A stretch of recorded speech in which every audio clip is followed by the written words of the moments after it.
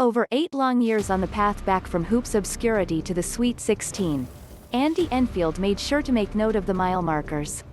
He was quick to remind of incremental progress, quick to defend his plans, quick to scrounge up obscure statistics to show how far they'd come in dragging USC's basketball program back from the depths.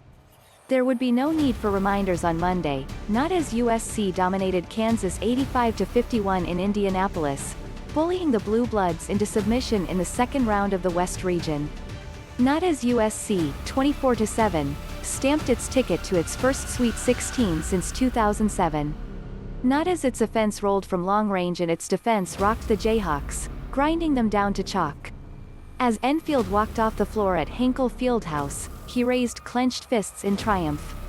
8 years after his last trip to the Sweet 16 with Florida Gulf Coast had earned him the job with USC, the Trojans had clawed their way back to the tournament's second weekend, where they'll face Oregon, with a chance to go to the Elite Eight for the first time since 2001.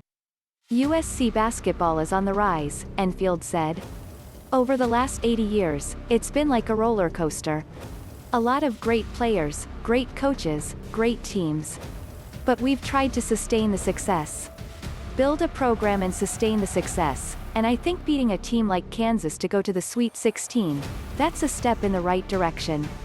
That doesn't mean the chip he constantly carried on his shoulder was gone. Not by any means.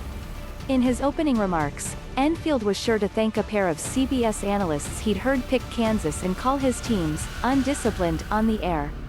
Imagine if we were disciplined, he joked.